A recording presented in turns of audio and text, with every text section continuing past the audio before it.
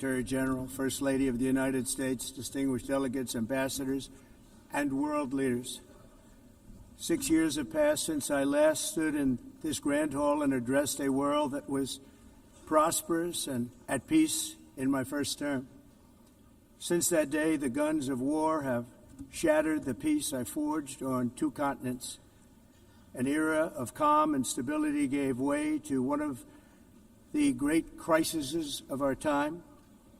And here in the United States, 4 years of weakness, lawlessness, and radicalism under the last administration delivered our nation into a repeated set of disasters. 1 year ago, our country was in deep trouble, but today, just 8 months into my administration, we are the hottest country anywhere in the world, and there is no other country even close. America is blessed with the strongest economy, the strongest borders, the strongest military, the strongest friendships, and the strongest spirit of any nation on the face of the earth. This is indeed the golden age of America. We are rapidly reversing the economic calamity we inherited from the previous administration, including ruinous price increases and record-setting inflation like we've never had before. Under my leadership, energy costs are down, gasoline prices are down, grocery prices are down, mortgage rates are down, and inflation has been defeated. The only thing that's up is the stock market, which just hit a record high. In fact, it hit a record high 48 times in the last short period of time. Growth is surging, manufacturing is booming. The stock market, as I said, is doing better than it's ever done. And all of you in this room benefit by that, almost everybody. And importantly, workers' wages are rising at the fastest pace in more than 60 years. And that's what it's all about, isn't it? In 4 years of President Biden, we had less than $1 trillion of new investment into the United States. In just 8 months since I took office, we have secured commitments and money already paid for $17 trillion. Think of it, 4 years, less than $1 trillion, 8 months, much more than $17 trillion is being invested in the United States, and it's now pouring in from all parts of the world. We've implemented the largest tax cuts in American history and the largest regulation cuts in American history, making this once and again the best country on earth to do business. And many of the people in this room are investing in America, and it's turned out to be an awfully good investment during this 8-month period. In my first term, I built the greatest economy in the history of the world. We had the best economy ever, history of the world. And I'm doing the same thing again, but this time it's actually much bigger and even better. The numbers far surpass my record-setting first term. On our southern border, we have successfully repelled a colossal invasion.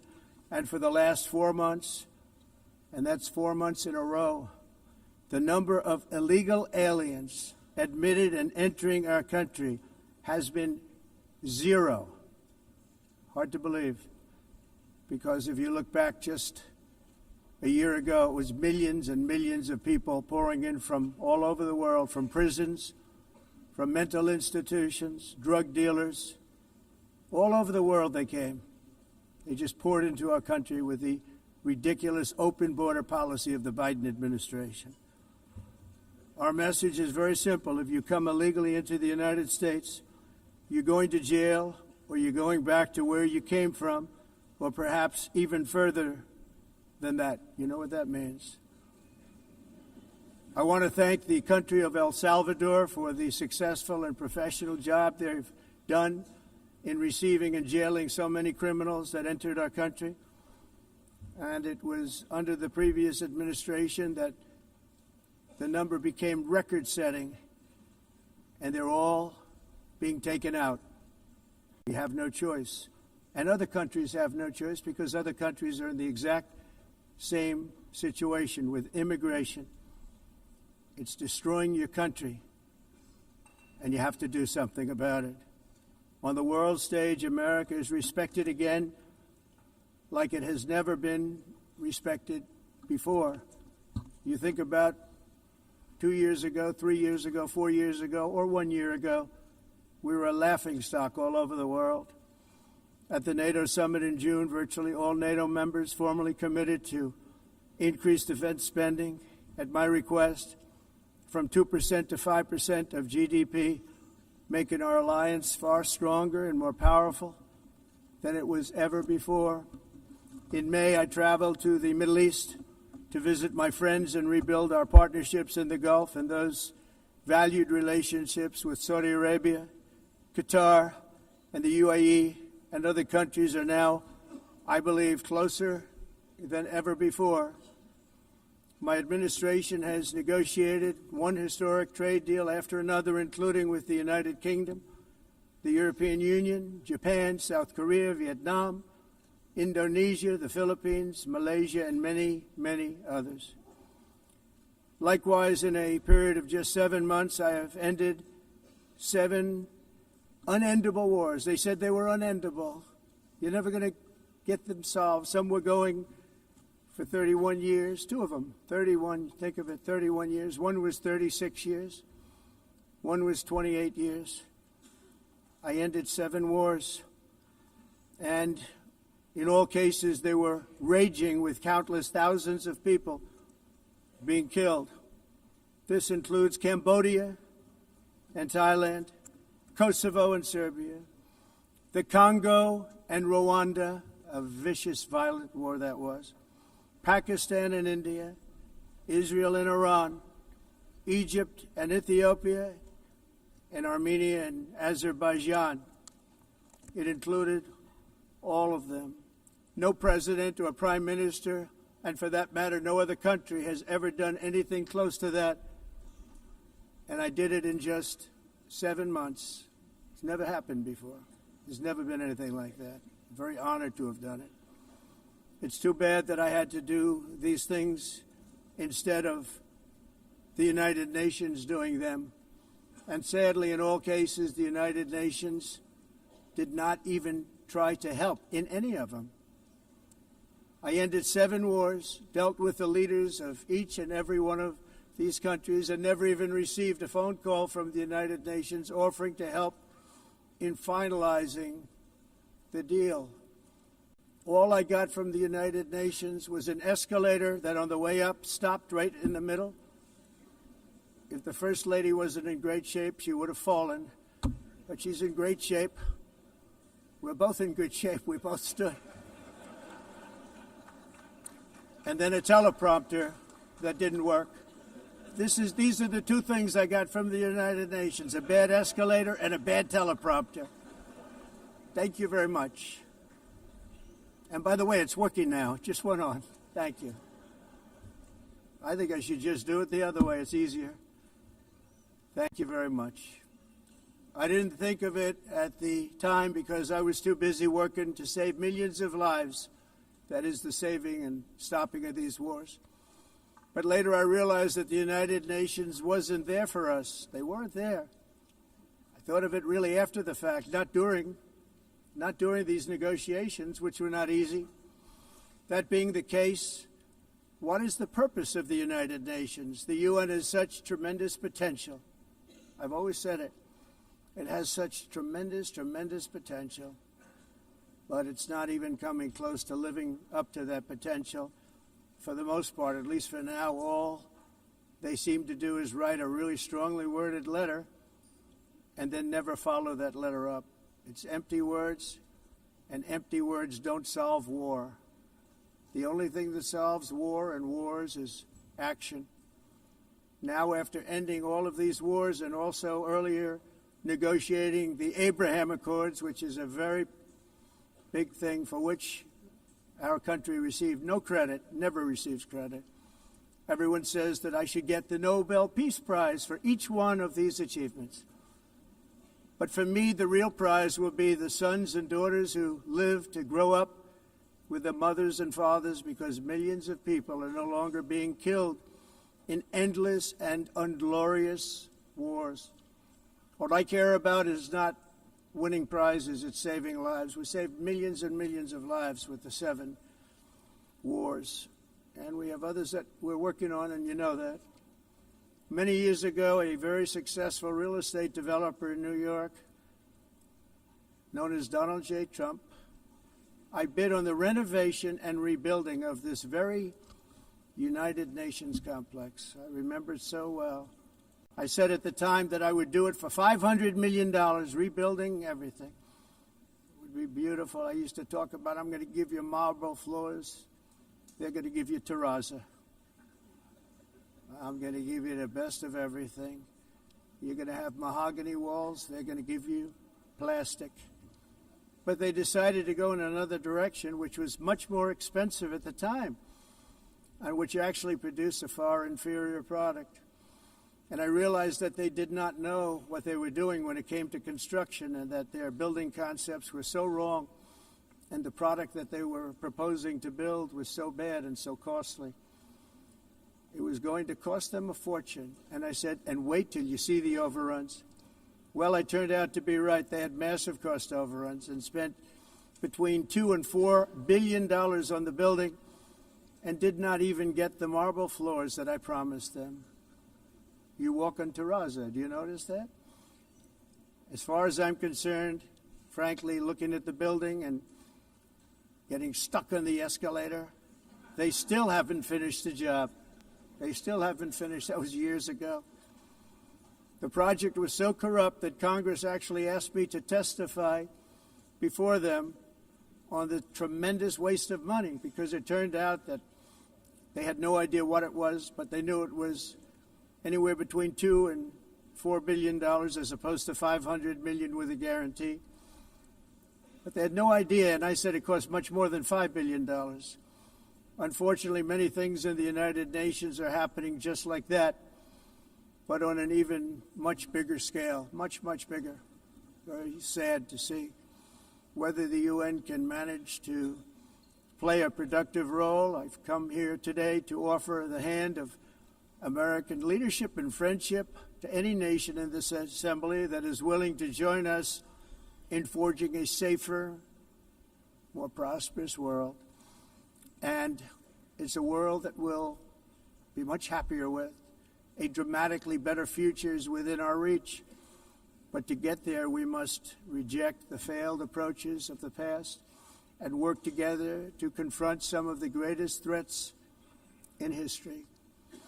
There is no more serious danger to our planet today than the most powerful and destructive weapons ever devised by man, of which the United States, as you know, has many. Just as I did in my first term, I've made containing these threats a top priority, starting with the nation of Iran. My position is very simple. The world's #1 sponsor of terror can never be allowed to possess the most dangerous weapon. That's why, shortly after taking office, I sent the so-called Supreme Leader a letter making a generous offer. I extended a pledge of full cooperation in exchange for a suspension of Iran's nuclear program. The regime's answer was to continue their constant threats to their neighbors and U.S. interests throughout the region and some great countries that are right nearby. Today, many of Iran's former military commanders, in fact, I can say almost all of them, are no longer with us. They're dead. And 3 months ago, in Operation Midnight Hammer, 7 American B-2 bombers dropped the 14 30,000-pound each bombs on Iran's key nuclear facilities, totally obliterating everything. No other country on earth could have done what we did. No other country has the equipment to do what we did. We have the greatest weapons on earth. We hate to use them. But we did something that for 22 years people wanted to do.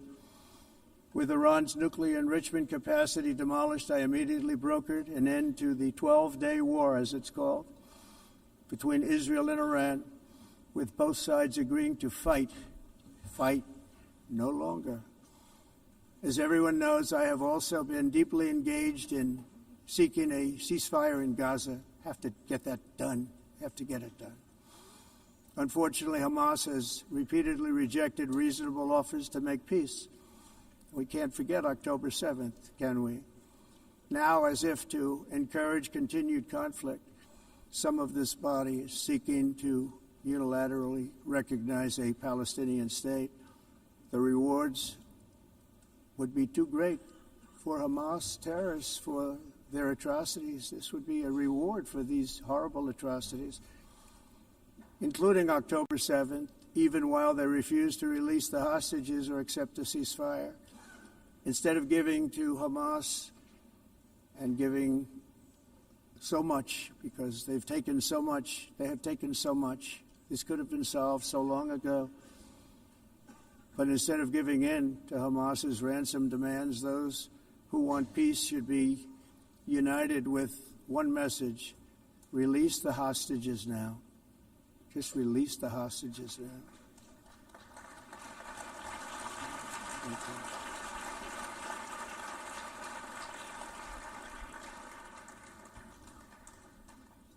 Thank you. As we have got to come together, and we will come together, got to get it done. We have to stop the war in Gaza immediately. We have to stop it. We have to get it done. We have to negotiate, immediately have to negotiate peace. We got to get the hostages back. We want all 20 back. We don't want 2 and 4. As you know, I got, along with Steve Witkoff and others that helped us, Marco Rubio, we got most of them back. We were involved in all of them. But I always said the last 20 are going to be the hardest, and that's exactly what happened. We have to get them back now. We don't want to get back 2, and then another 2, and then 1, and then 3. Have this process. No, we want them all back, and we want the actually 38 dead bodies back too. Those parents came to me, and they want them back, and they want them back very quickly and very badly, as though they were alive. They want them. They want them every bit as much as if their son or daughter were alive. I've also been working relentlessly, stopping the killing in Ukraine. I thought that would be, of the 7 wars that I stopped, I thought that would be the easiest because of my relationship with President Putin, which had always been a good one. I thought that was going to be the easiest one. But, you know, in war, you never know what's going to happen. There are always lots of surprises, both good and bad. Everyone thought Russia would win this war in 3 days, but it didn't work out that way. It was supposed to be just a quick little skirmish. It's not making Russia look good. It's making them look bad. No matter what happens from here on out, this was something that should have taken a matter of days, certainly less than a week. And they've been fighting for 3.5 years and killing anywhere from 5,000 to 7,000 young soldiers, mostly soldiers, on both sides, every single week, from 5,000 to 7,000 dead young people, and some in cities, much smaller numbers, where rockets are shot, where drones are dropped. This war would never have started if I were president. This was a war that should have never happened. It shows you what leadership is, what bad leadership can do to a country. Look what happened to the United States, and look where we are right now in just a short period of time. The only question now is how many more lives will be needlessly lost on both sides. China and India are the primary funders of the ongoing war by continuing to purchase Russian oil. But inexcusably, even NATO countries have not cut off much Russian energy and Russian energy products, which, as you know, I found out about 2 weeks ago, and I wasn't happy. Think of it. They're funding the war against themselves. Who the hell ever heard of that one? In the event that Russia is not ready to make a deal to end the war, then the United States is fully prepared to impose a very strong round of powerful tariffs, which would stop the bloodshed, I believe, very quickly. But for those tariffs to be effective, European nations, all of you are gathered here right now, would have to join us in adopting the exact same measures. I mean, you're much closer to the city. We have an ocean in between. You're right there. And Europe has to step it up. They can't be doing what they're doing. They're buying oil and gas from Russia while they're fighting Russia. It's embarrassing to them, and it was very embarrassing to them when I found out about it, I can tell you that. But they have to immediately cease all energy purchases from Russia. Otherwise, we're all wasting a lot of time. So I'm ready to discuss this. We're going to discuss it today with the European nations, all gathered here. I'm sure they're thrilled to hear me speak about it, but that's the way it is. I like to speak my mind and speak the truth. As we seek to reduce the threat of dangerous weapons today, I'm also calling on every nation to join us in ending the development of biological weapons once and for all. And biological is terrible, and nuclear is even beyond, and we include nuclear in that. We want to have a cessation of the development of nuclear weapons. We know, and I get to view it all the time. Sir, would you like to see? And I look at weapons that are so powerful that we just can't ever use them. If we ever use them, the world literally might come to an end. There would be no United Nations to be talking about. There would be no nothing. Just a few years ago, reckless experiments overseas gave us a devastating global pandemic. Yet despite that worldwide catastrophe, many countries are continuing extremely risky research into bioweapons and man-made pathogens. This is unbelievably dangerous. To prevent potential disasters, I'm announcing today that my administration will lead an international effort to enforce Biological Weapons Convention, which is going to be meeting with the top leaders of the world by pioneering an AI verification system that everyone can trust. Hopefully the UN can play a constructive role, and it will also be one of the early projects under AI. Let's see how good it is, because a lot of people are saying it could be one of the great things ever, but it also can be dangerous, but it can be put to tremendous use and tremendous good, and this would be an example of that. Not only is the UN not solving the problems it should, too often, it's actually creating new problems for us to solve. The best example is the number one political issue of our time, the crisis of uncontrolled migration. It's uncontrolled. Your countries are being ruined. The United Nations is funding an assault on Western countries and their borders. In 2024, the UN budgeted $372 million in cash assistance to support an estimated 624,000 migrants journeying into the United States.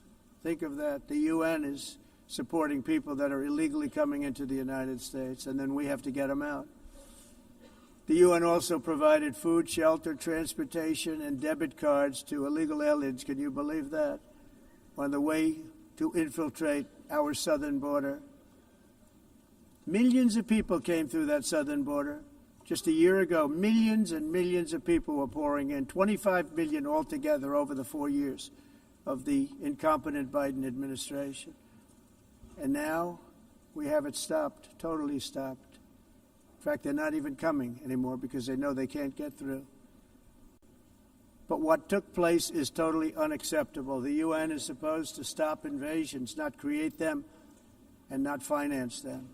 In the United States, we reject the idea that mass numbers of people from foreign lands can be permitted to travel halfway around the world, trample our borders, violate our sovereignty, cause unmitigated crime, and deplete our social safety net.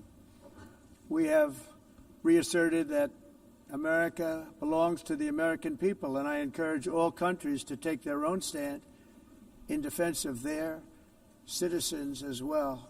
You have to do that because I see it. I'm not mentioning names. I see it, and I could call every single one of them out. You're destroying your countries. They're being destroyed. Europe is in serious trouble. They've been invaded by a force of illegal aliens like nobody's ever seen before. Illegal aliens are pouring into Europe. Nobody is ever, and nobody's doing anything to change it, to get them out. It's not sustainable. And because they choose to be politically correct, they're doing just absolutely nothing about it. And I have to say, I look at London, where you have a terrible mayor, terrible, terrible mayor, and it's been so changed, so changed. Now they want to go to Sharia law, but you're in a different country. You can't do that. Both the immigration and their suicidal energy ideas will be the death of Western Europe if something is not done immediately. This cannot be sustained. What makes the world so beautiful is that each country is unique. But to stay this way, every sovereign nation must have the right to control their own borders. You have the right to control your borders, as we do now, and to limit the sheer numbers of migrants entering their countries and paid for by the people of that nation that were there and that built that particular nation at the time. They put their blood, sweat, tears, money into that country, and now they're being ruined. Proud nations must be allowed to protect their communities and prevent their societies from being overwhelmed by people they have never seen before, with different customs, religions, with different everything. Where migrants have violated laws, lodged false asylum claims, or claimed refugee status for illegitimate reasons, they should, in many cases, be immediately sent home. And while we will always have a big heart for places and people that are struggling and truly compassionate, answers will be given. We have to solve the problem, and we have to solve it in their countries, not create new problems in our countries. And we are very helpful to a lot of countries that are just not able to send their people anymore. They used to send them to us in caravans of 25,000, 30,000 people each. These massive caravans of people pouring into our country, totally unchecked and unvetted. But not anymore. According to the Council of Europe, in 2024, almost 50% of inmates in German prisons were foreign nationals or migrants. In Austria, the number was 53% of the people in prisons were from places that weren't from where they are now. In Greece, the number was 54%, and in Switzerland, beautiful Switzerland, 72% of the people in prisons are from outside of Switzerland. When your prisons are filled with so-called asylum seekers who repaid kindness, and that's what they did, they repaid kindness with crime, it's time to end the failed experiment of open borders. You have to end it now. See, I can tell you, I'm really good at this stuff. Your countries are going to hell. In America, we've taken bold action to swiftly shut down uncontrolled migration.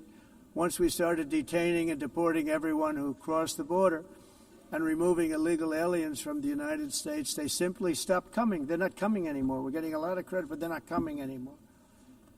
This was a humanitarian act for all involved, because on the trips up, thousands of people a week were dying. Women were being raped. Nobody's ever seen anything like it. Raped, horribly beaten, raped. On the trip up, the journey up, it was a long walk. It was a long, arduous journey, indeed. And it was also a historic victory against human trafficking throughout the region. What we did was a victory, and we saved so many lives of people that wouldn't make the journey. That journey was loaded up with death. Loaded up with death. Dead bodies all along the roads of jungles. To get up, they go through jungles, they go through areas so hot you couldn't breathe. They were dying of suffocation, areas so hot that you couldn't breathe. Dead bodies all over. By them not coming, we're saving tremendous numbers of lives. My people have done a fantastic job in doing what they did, and the American public agrees with it. I mean, I was very proud to see this morning I have the highest poll numbers I've ever had. Part of it is because of what we've done on the border. I guess the other part is what we've done on the economy. Joe Biden's policies empowered murderous gangs, human smugglers, child traffickers, drug cartels, and prisoners from all over the world The previous administration also lost nearly 300,000 children. Think of that. They lost more than 300,000 children, little children, who were trafficked into the United States on the Biden watch, many of whom have been raped, exploited, and abused, and sold. Sold. Nobody talks about that. The fake news doesn't write about it. With many others, young children who are missing or dead. And we found a lot of these children, and we're sending them back, and we've been sending them back to their parents. They said, nobody knows who they are. They said, where do you come from? And they'll give us a country, and we'll find out, and we'll figure it out, and we'll bring them back to their homes. And the mother and father rush to the door, and their tears in their eyes. They can't believe that they're seeing their son or daughter, their little son or daughter again. We've done almost 30,000 of them so far. Any system that results in the mass trafficking of children is inherently evil. Yet that is exactly what the globalist migration agenda has done, and it's what it's all about. In America, those days, as you know, are over. The Trump administration is working, and we are continuing to work to track down the villains that are causing this problem, and also, as I said, to get back the 30,000 we've already returned. Now I think we're going to have another. We're going to find a lot. You're not going to find all of them. 300, more than 300,000. They're lost or they're dead. They're lost or they're dead because of the animals that did this. To protect our citizens, I've also designated multiple savage drug cartels as far as and you see this, and you see it happening right before your eyes. Let's put it this way. People don't like taking big loads of drugs in boats anymore. There aren't too many boats that are traveling on the seas by Venezuela. They tend not to want to travel very quickly anymore. And we've virtually stopped drugs coming into our country by sea. We call them the water drugs. They kill hundreds of thousands of people. I've also designated multiple savage drug cartels as far as foreign terrorist organizations, along with two bloodthirsty transnational gangs, probably the worst gangs anywhere in the world, MS-13 and Tren de Aragua. Tren de Aragua is from Venezuela, by the way.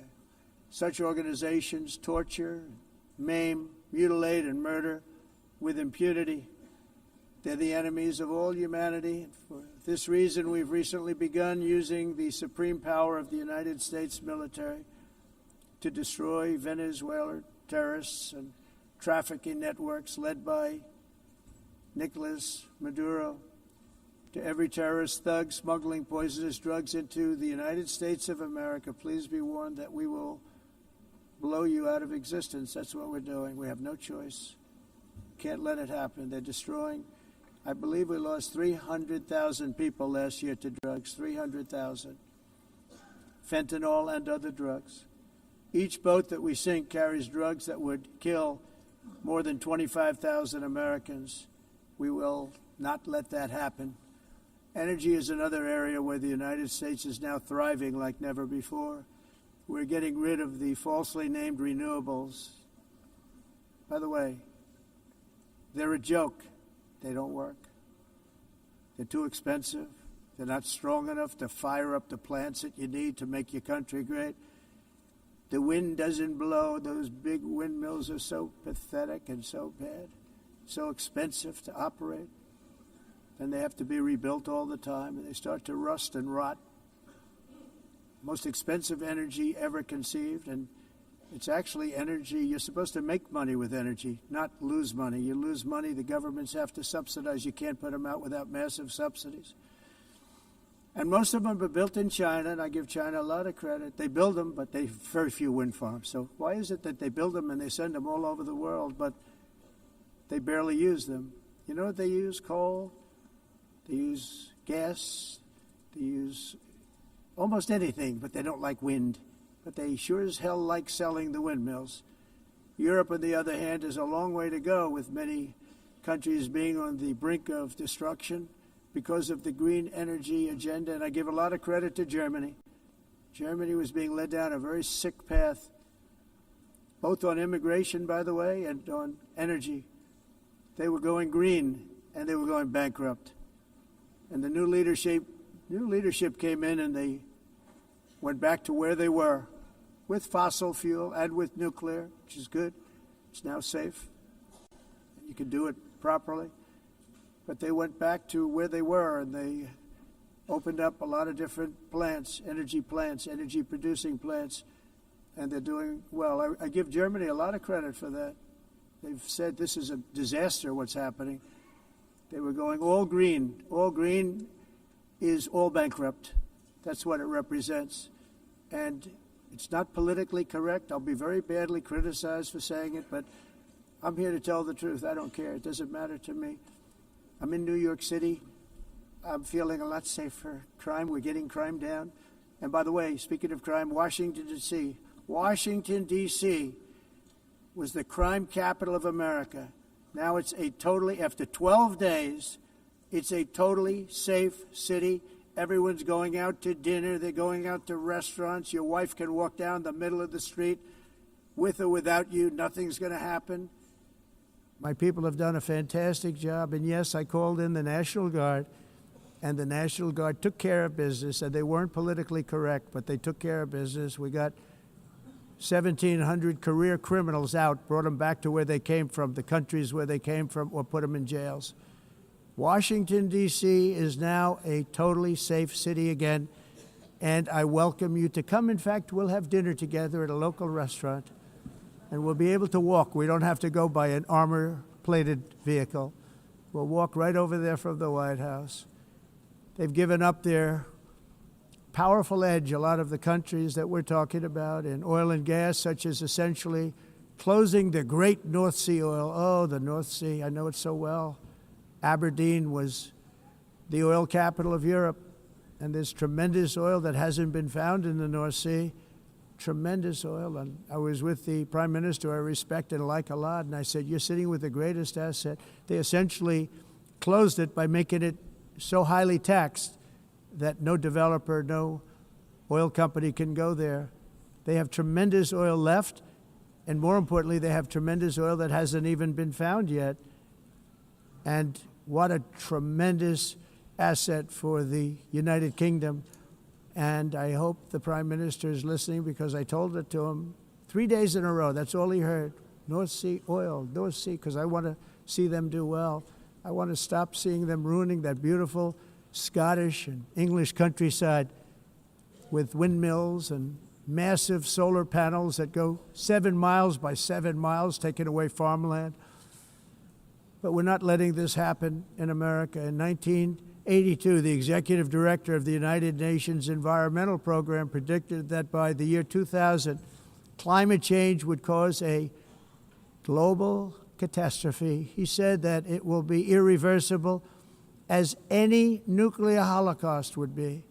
This is what they said at the United Nations. What happened? Here we are.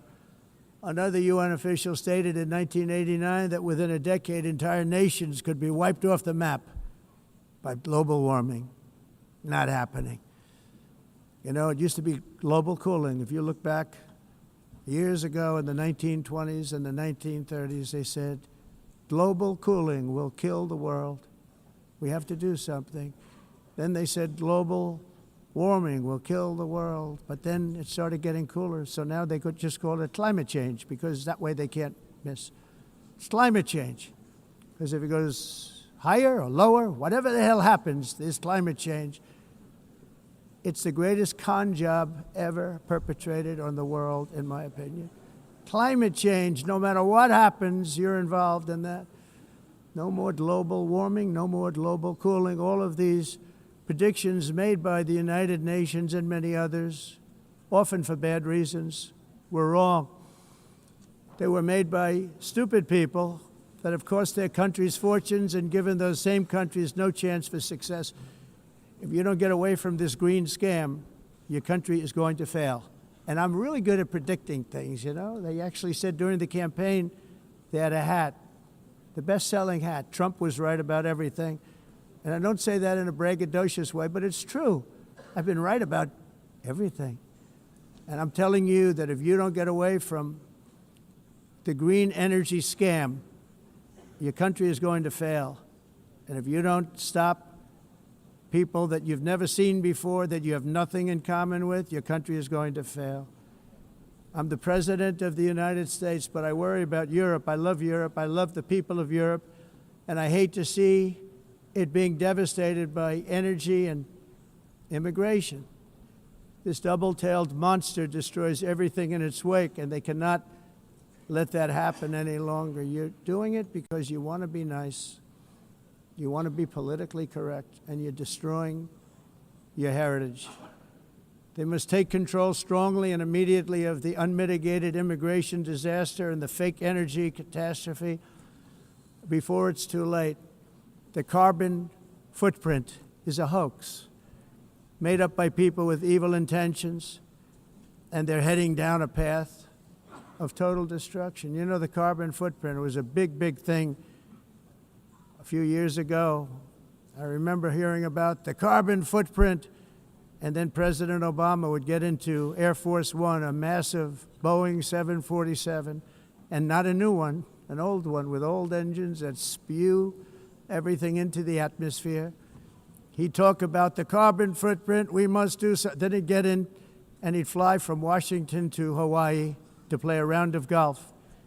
And then he'd get back onto that big, beautiful plane and he'd fly back and he'd talk about, again, global warming and the carbon footprint. It's a con job. At extreme cost and expense, Europe reduced its own carbon footprint by 37%. Think of that. Congratulations, Europe. Great job.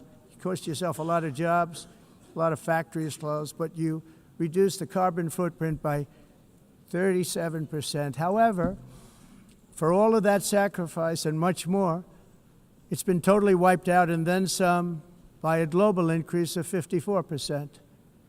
Much of it coming from China and other countries that are thriving around China, which now produces more CO2 than all the other developed nations in the world.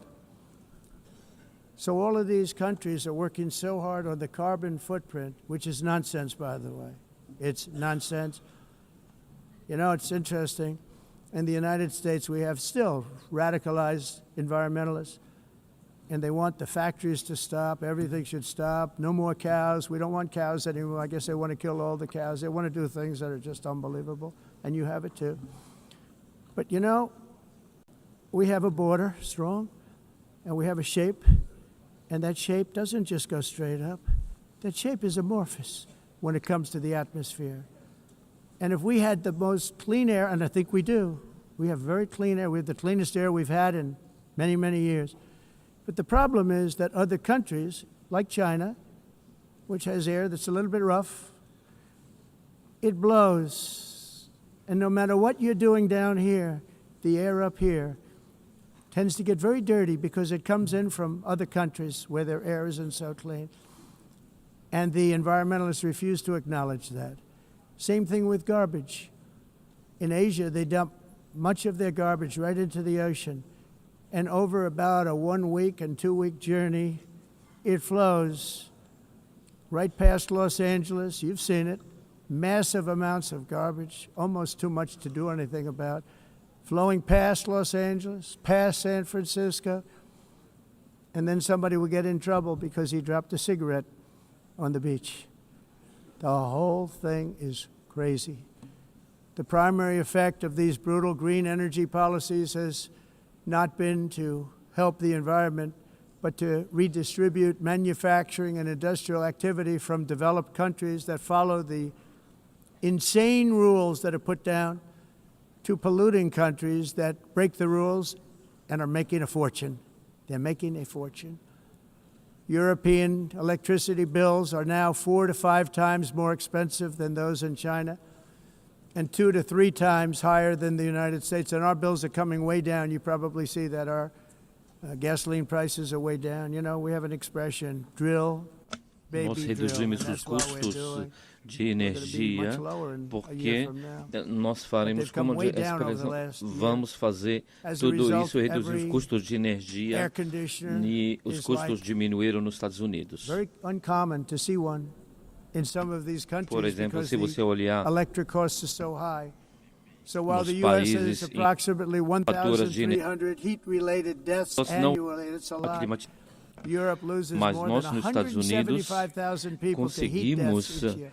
Because the costs are so usar expensive, you eles can't e turn on an air evitar conditioner. What is that all about? That's aumento not da Europe. temperatura, That's not the e Europe porque é that I muito love caro and também know. usar All in e the name ninguém of pretending to stop the global isso. warming hoax. The entire globalist A concept of asking successful industrialized nations to inflict Esse pain on agenda themselves mundialista não and tem nenhum radically sentido. disrupt their entire societies must be rejected País completely and totally, and it must be immediate. That's why in America I withdrew from the fake Paris Climate Accord, where, by the way, America was paying so much more than every country. Others weren't paying. China didn't have to pay until 2030. Russia was given an old standard that was easy to meet, a 1990 standard. But for the United States, we're supposed to pay like $1 trillion. And I said, this is another scam.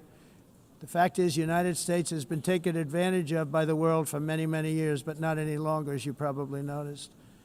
I unleashed massive energy production and signed historic executive orders to hunt for oil, but we don't have to do much hunting because we have the most oil of any nation anywhere, oil and gas in the world. And if you add coal, we have the most of any nation in the world. Clean, I call it clean, beautiful coal. You can do things today with coal that you couldn't have done 10 years ago, 15 years. So I have a little standing order in the White House. Never use the word coal, only use the words clean, beautiful coal. Sounds much better, doesn't it? But we stand ready to provide any country with abundant, affordable energy supplies if you need them, when most of you do. We're proudly exporting energy all over the world. We're now the largest exporter. In the United States, we want trade and robust commerce with all nations, everybody. We want to help nations. We're going to help nations. But it must also be fair and reciprocal. The challenge with trade is much the same with climate. The countries that followed the rules, all their factories have been plundered. It's really sad to watch. They've been broken. They've been broken by countries that broke the rules. That's why the United States is now applying tariffs to other countries, and much as these tariffs were for many years applied to us, uncontrollably applied to us. We've used tariffs as a defense mechanism under the Trump administration, including my first term, where hundreds of billions of dollars in tariffs were taken in. And by the way, we had the lowest inflation, and now we have very low inflation. The only thing different is that we have hundreds of billions of dollars flowing into our country. But this is how we will ensure that the system works for everyone and is sustainable into the future. We're also using tariffs to defend our sovereignty and security throughout the world, including against nations that have taken advantage of former U.S. administrations for decades, including the most corrupt, incompetent administration in history, the sleepy Joe Biden administration. Brazil now faces major tariffs in response to its unprecedented efforts to interfere in the rights and freedoms of our American citizens and others, with censorship, repression, weaponization, judicial corruption, and targeting of political critics in the United States. I have a little problem saying this because I must tell you, I was walking in and the leader of Brazil was walking out.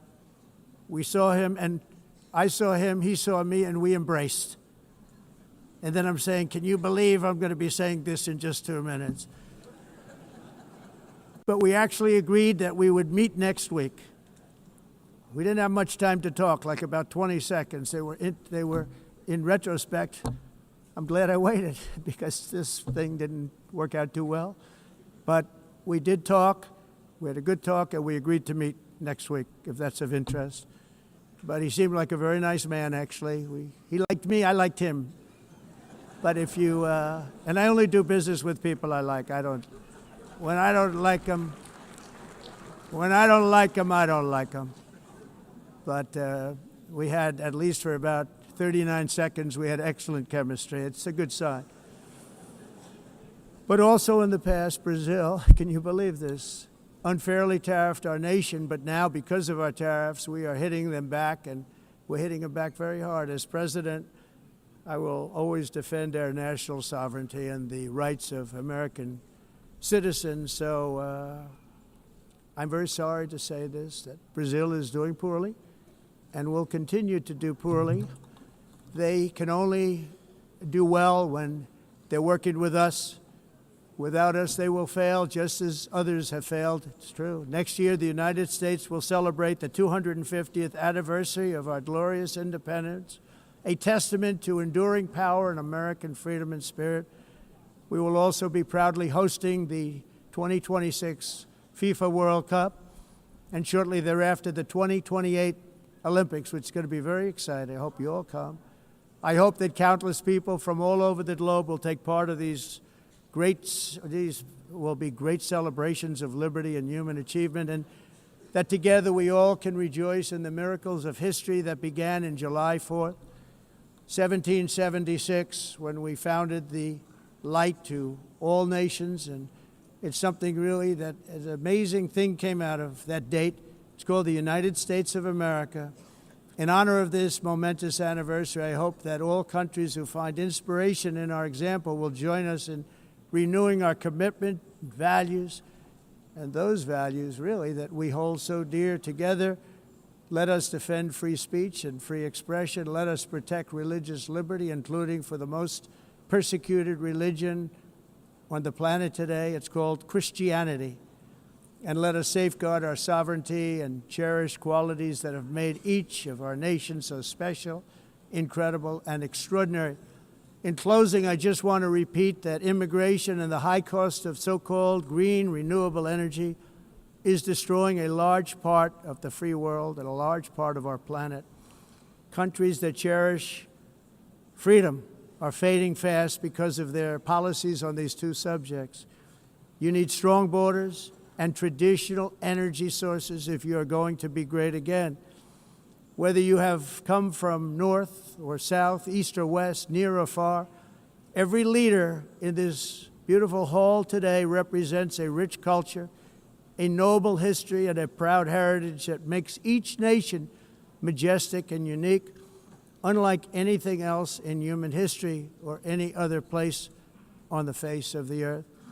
From London to Lima, from Rome to Athens, from Paris to Seoul, from Cairo to Tokyo and Amsterdam to right here in New York City, we stand on the shoulders of the leaders and legends, generals and giants, heroes and titans who won and built our beloved nations, all of our nations, with their own courage, strength, spirit, and skill.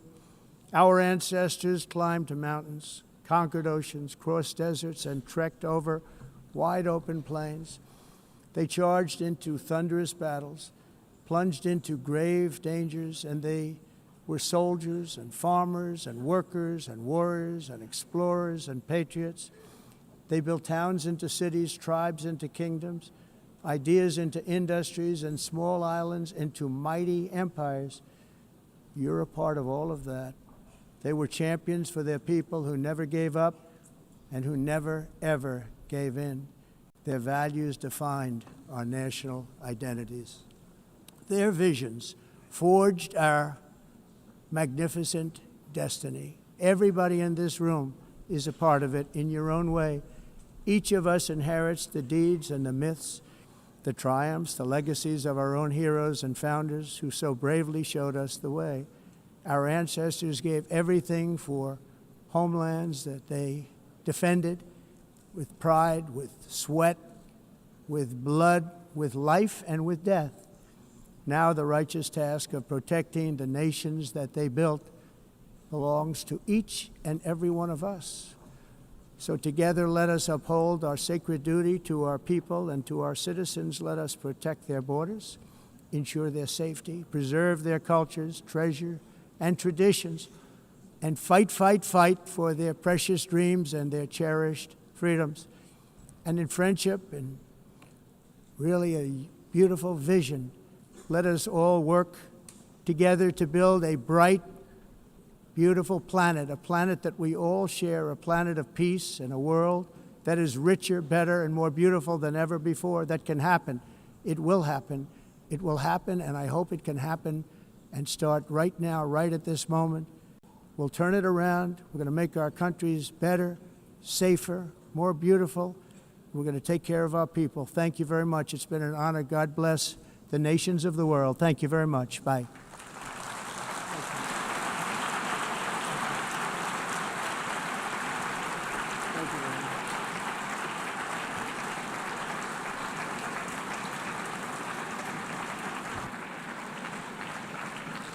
On behalf of the Assembly, I wish to thank the President of the United States,